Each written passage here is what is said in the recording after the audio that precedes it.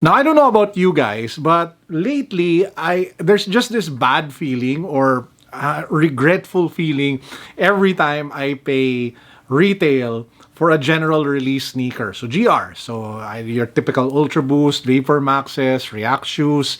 I just feel kind of bad forking over retail price when you know that a lot of these shoes will just keep on going on sale anyway.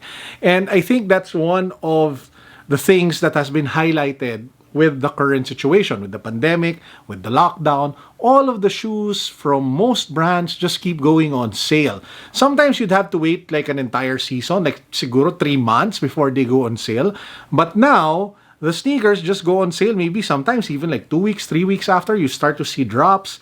And the brands are just in a hurry to push out the product so that they could, I don't know, recuperate the cash or make revenue targets or whatever. But it just feels bad to pay full price for the sneakers when you know they're going to go down in price anyway, right? So in today's vlog, I'll just share with you some of those shoes. So first up, this is a sneaker that I bought to review on the channel. But man, it's just something that I felt so bad about kasi ang mahal niya. So this is the Nike Air Zoom BB Next. It's a basketball shoe.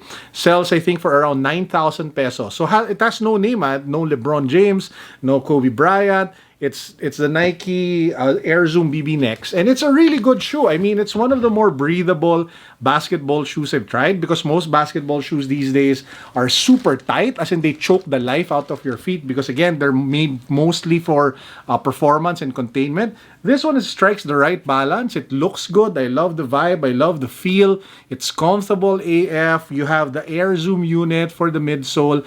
And again, it is not the type of basketball shoe that will squeeze the life out of your feet and constrict blood flow and stuff like that.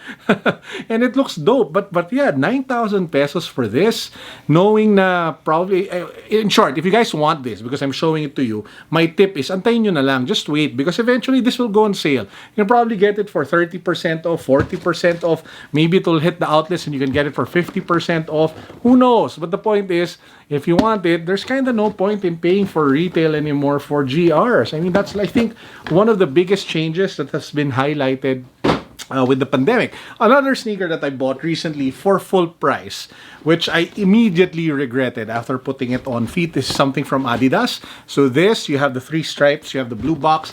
This is the newest Adidas Night Jogger. So they actually came out with the new version. Did you even know that? I didn't. I only found out when I saw it on store. This is the Adidas Night Jogger Light. So light, parang Coke Light, I don't know. And this one, retail price is 7,500 pesos.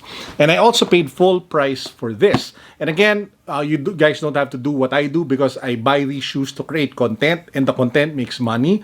So you're not supposed to buy everything I show, just to be very clear. So anyway, if you pop the box open and you take a look at the shoe, so it is your typical night jogger. You do have a different upper. So if you compare it with the traditional night jogger, the upper of this one is more unstructured. It's more breathable. It has more perforations. It's kind of like a Klima version of the night jogger because again, they changed the material of the upper.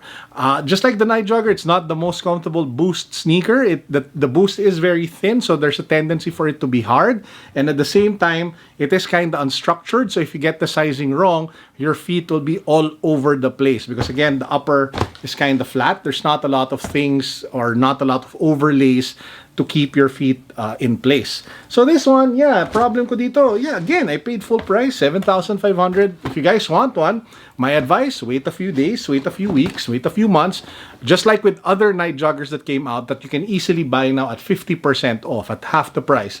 You can probably get this at half the price as well. And the list goes on. In fact, one of the most annoying purchases that I had was this. So this is the Luke Skywalker Adidas. I think it's like the Stan Smith.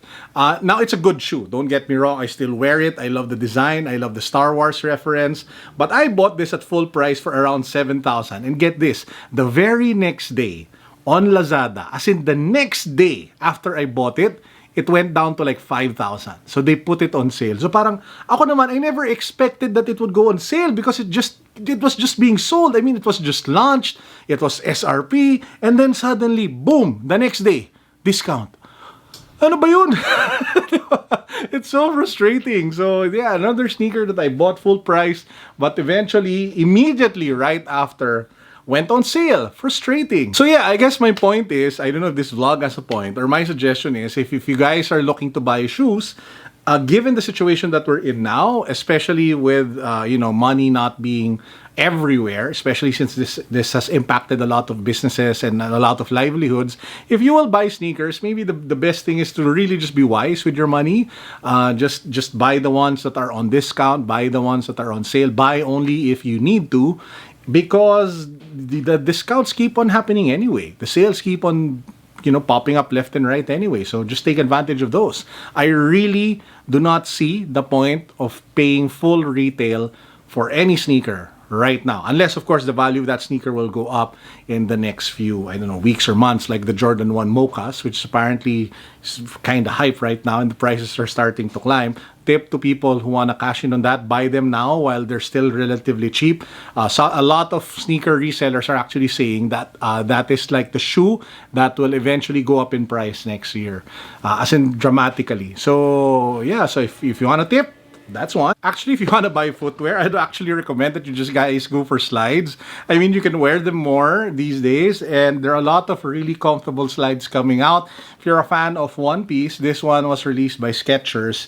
So this is the Skechers One Piece slides, limited edition. You can order and check out the details via the Skechers Philippines Instagram account and Facebook page. So I got the one that I think is the Luffy.